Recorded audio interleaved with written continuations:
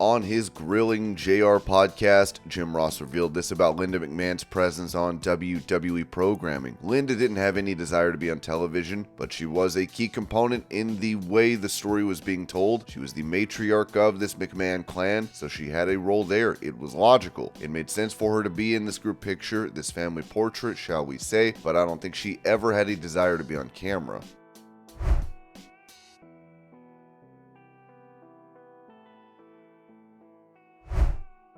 Bringing up the success she has had with her OnlyFans page, former WWE star Mandy Rose told TMZ, "It's been amazing. Financially, I've been doing really well. And honestly, personally, and mentally, I've been doing amazing. I have so much more time to spend with my family and just get involved in more things that I never thought I'd get involved in. It's been kind of life-changing. I really must say I'm really blessed, but I will say that I have a lot of financial freedom right now, which is really amazing. That's why I'm so grateful that I'm able to help my family right now and kind of rejuvenate their business they got going on and just continue with my future. So it's been pretty lucrative, not gonna lie."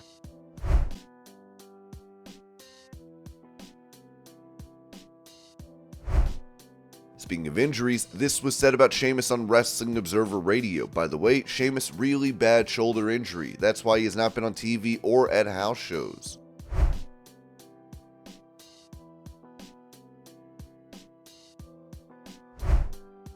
Touching on what is to come for Randy Orton, Steve Carrier noted that Randy Orton is on his way back to WWE. That is a fact. We can't confirm that. Whether Matt Riddle was released or not, Creative never had any plans in place for another RK Bro run.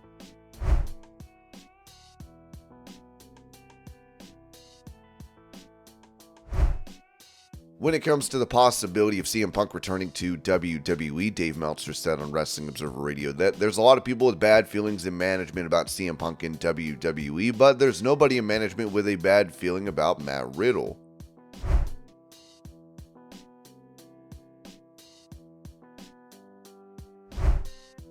Giving those online a first look at her unborn child, Alexa Bliss posted this photo and wrote, "This ultrasound was about 6 weeks ago. We had another one today. She's changed so much since then."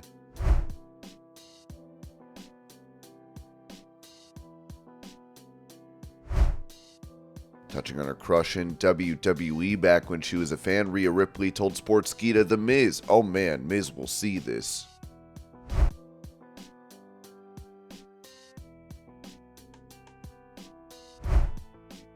Addressing the amount of booze he gets every time he is about to speak in WWE, Dominic Mysterio said this about it on the In the Click podcast. "Believe it or not, it doesn't really get to me, because I don't care about their opinion, right? Like, they can boo me all they want, but I'm the man, and I understand that, and I have Rhea telling me, I have Finn and Damian backing me up, it doesn't really affect me."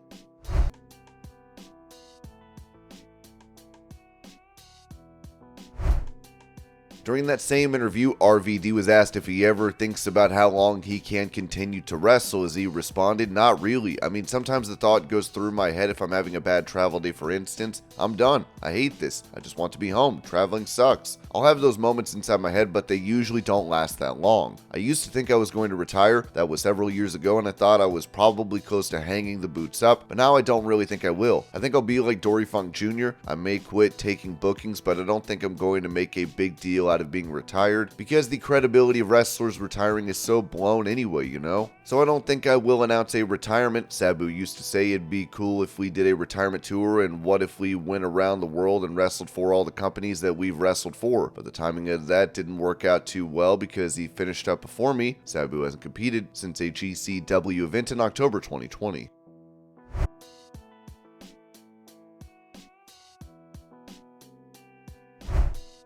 Explaining how he has not fully recovered from his previous injury back in April, Grayson Waller told Sporting News Australia, "The moment the broken leg injury happened, it was very daunting. I think I've spoken before about the emotion in that moment before the draft. Just had a great match with Melo Hayes for the NXT Championship. It was what I thought was my last match in NXT. All the emotion and that type of stuff. Once I got that out, I just changed it to focus because I pay attention to a lot of guys like Kobe Bryant, David Goggins, those type of guys where I just saw saw it as another hurdle and I didn't want to let it hold me back, and I thought if I can push through this and still be on the main roster and still be successful, then I can do anything, and I think that was the hardest I've ever worked in my life. And in some ways, I think the injury helped me because I got the talk show, the Grayson Waller effect, which is huge right now.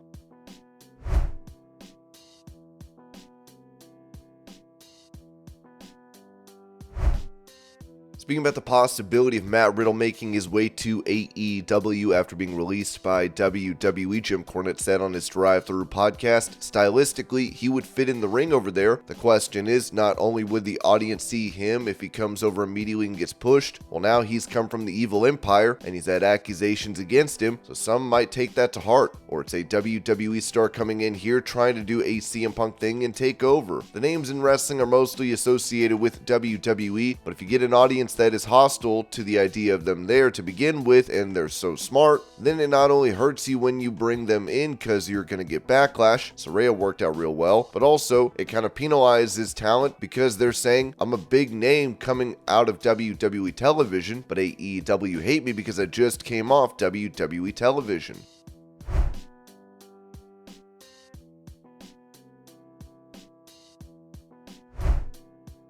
During the media call for Wrestle Dream, AEW President Tony Khan said this about Rob Van Dam's appearances for the company. RVD was a great part of it. The Michigan fans were very excited to see him, and he got a great reaction from a live arena, and the show did a great rating. I think he's been here on a case-by-case, show-by-show basis. We loved having him. I would certainly be very open to Rob returning in the very near future. As we said when I saw him this past weekend, he's doing a great job, and we'd love to have him back. Great to have Rob here anytime when he's available to do it, and anytime it makes sense for everyone.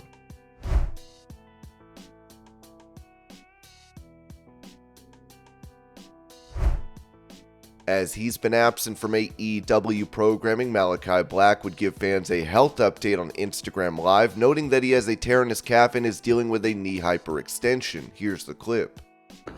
Something that I want to quickly address, and I understand that this is always done from a perspective of caring, so before I say anything, I appreciate the fact that people care and that it comes from a good place. But about a year ago or so, I made a video about rehabbing a back injury that I had. And the video shows the process, and I talk about overcoming that injury, strengthening my back, etc. And after the video was posted, people started running with this idea that, oh, he has a bad back and therefore A, B, or C, which is not the case at all. And for some reason, that has found its way back. And again, the narrative is, well, he's not had singles matches, etc. because of he has a bad back. He nearly retired because of it, and none of these things are true. Why I'm not having singles matches, I don't know. I think it's because they wanted us to really run as the House of Black and do six-mans. I was also not in six-mans to hide said non-existing injury.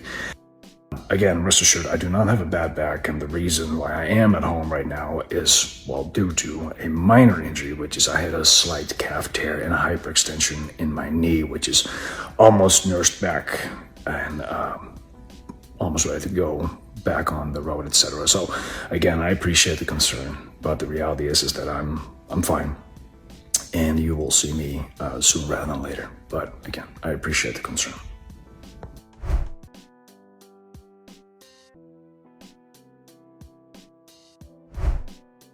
Asked if he needs WWE's permission for his boxing matches, Logan Paul said on the MMA Hour, yeah, we got to find a time in the schedule to carve out a time to box because, you know, I am, I guess, technically like a full-time wrestler. Like, I'm on the roster, I have a contract. And it's also a goal of mine to get WWE championships. Like, I didn't just come to partake, I came to take over, and you don't do that if you're hopping in and out of the sport. So we got to find time to box and time to wrestle, and they've been very accommodating.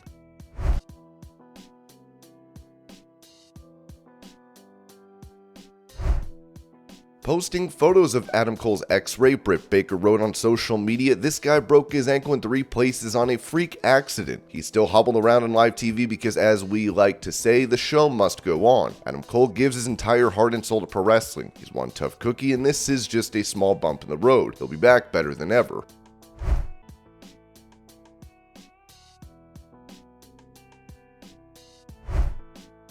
Prior to the release of the Maximum Male models, Mansoor claims that he didn't establish many friendships when he initially joined WWE, saying on Twitch, all 51 people in the Battle Royal are in a big room, and Jamie Noble is going over the match and Heath Slater keeps shouting, okay, but who's winning? And Jamie's like, hold on. And then finally Heath's like, who's winning the damn thing? And Jamie's like, the NXT kid's winning, okay? And everybody turns to me and looks at me. I'm like, ugh. So I go hide in a separate locker room because when I did my tryout, we went to that same venue and they had us go to a storage closet. So I went to the same storage closet and I remember Ali pulled me aside and said, hey dude, you got heat, man. I was like, what? What happened? He goes, you didn't say hi to anybody. You didn't introduce yourself. You didn't shake anybody's hand. Yeah, I did. Think I had heat with Kofi Kingston. I was really sad about that. I was like, oh my god, I'm sorry. I didn't mean to do that at all. I just thought that that's not what you do here. He's like, of course it is. Were you not told that? And this is before our run, by the way, so this was my first time ever talking to Ali, and funnily enough, he was like, yeah, Claudio said that he was pissed. I was like, no, because I'm a huge Cesaro fan, and I would end up working with him obviously later. So I made sure in the Battle Royal, well, funny, in the Battle Royal, I was standing around and I was next to Luke Gallows, and I said, hey, I know this is probably a weird time to say this, but I'm a huge Talk and Chop fan. And he was like, pretty cool. Anyway, afterwards, I shake everybody's hand, I say thank you very much, introduce myself to everybody.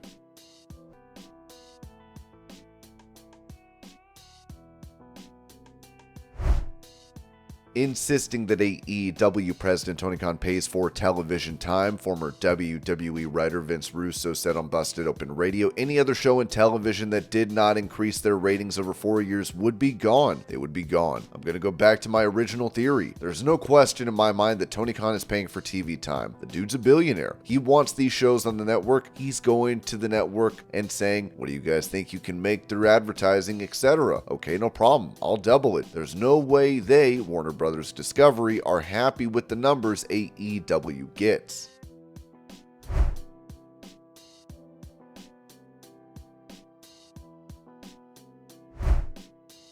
Mentioning that Shawn Michaels told him he was not ready for the main roster, NXT champion Carmelo Hayes told The Messenger, he gave me a really good analogy. I don't want you to start building a roof when you haven't laid the groundwork yet. You're already trying to put in your windows and you haven't even finished doing your thing. That's where we're at now. I was like, yeah, let me continue to build brick by brick by brick. When I'm able to get to that point where it's time to put a roof on this thing, I'll go to the main roster and start building that roof. Michaels hears the people talking. He knows what the fans want. Every time I'm in a match, it's like if Melo loses, he's getting called up. He just wants to assure me, hey, make sure you're focusing on what's in front of you.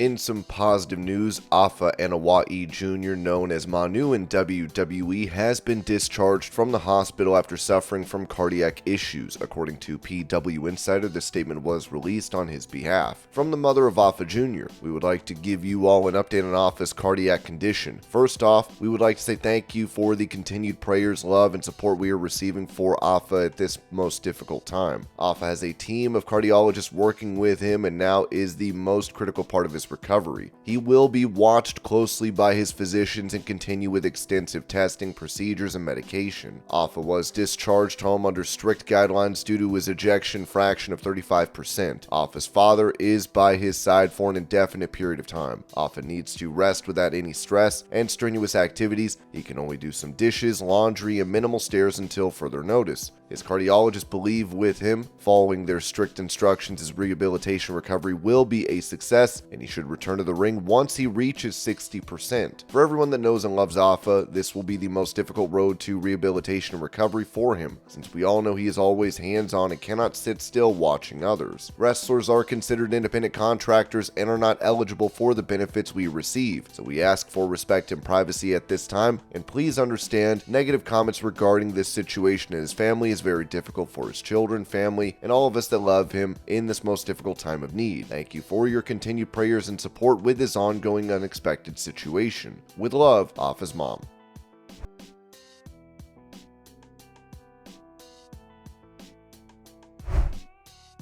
It appears that some top WWE stars will not be making the journey to Saudi Arabia for the Crown Jewel event later in the year, with the Wrestling Observer newsletter writing. A schedule note is that they are running SmackDown and house shows in the United States on the weekend of the Saudi Arabia show on November 4th, but not a SmackDown taping. It looks like they'll be doing 2 SmackDowns in Milwaukee, but that some top talent won't be going to Saudi Arabia, as in the past, they have not run house shows on the weekend of a Saudi show.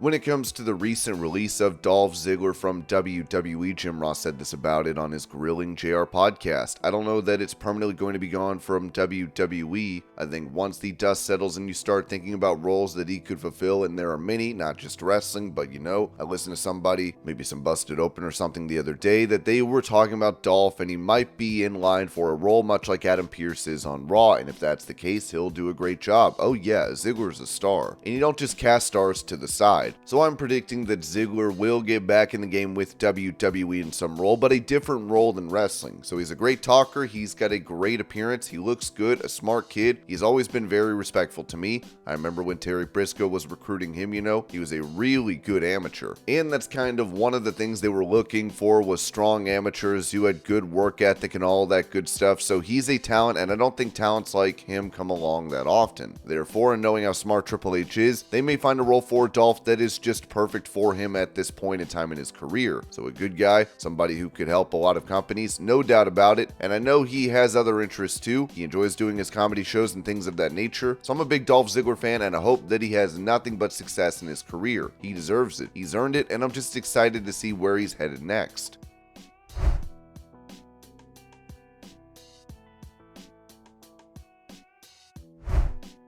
During an interview, AEW World Champion MJF confirmed that he has not signed a new deal with AEW, saying selfishly, it's coming to terms with a new deal. So you haven't signed an extension? Not yet, not yet. So you're telling our Wrestle Purist audience that in 2024, you'll still be entering a bidding war potentially with a capital P.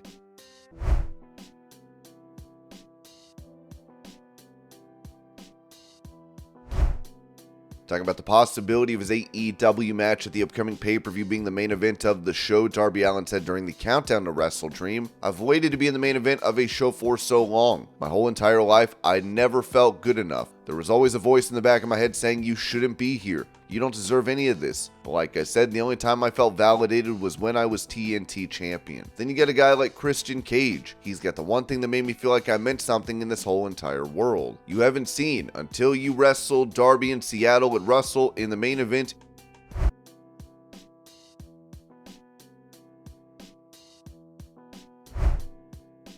In some unfortunate news, a pro wrestling legend has passed away, as Ringside News said. The world of professional wrestling mourns the loss of a true pioneer, as Betty Wade Murphy, better known by her ring name Joyce Grable, peacefully passed away at the age of 70. Her remarkable contributions to the sport and her enduring legacy have left an incredible mark in the wrestling community. Joyce Grable's illustrious wrestling career spanned 2 decades, from 1971 until her retirement in 1991. Throughout her journey, she primarily graced NWA territories, where she achieved remarkable success. Grable held titles that included the prestigious NWA World Women's Tag Team Championship on 6 occasions, partnering with wrestling luminaries such as Wendy Richter and Vicky Williams. Her championship accolades also extended to the NWA United States Women's Championship and the NWA Texas Women's Championship. In recognition of her outstanding career and contributions, Joyce Grable received well-deserved inductions into the NWA Hall of Fame, the Professional Wrestling Hall of Fame, and the St. Louis Wrestling Hall of Fame. While the wrestling world mourns the loss of a trailblazer and pioneer, it also celebrates the enduring legend of Joyce Grable. Her impact on women's wrestling and the sport as a whole will continue to inspire future generations of wrestlers and fans alike.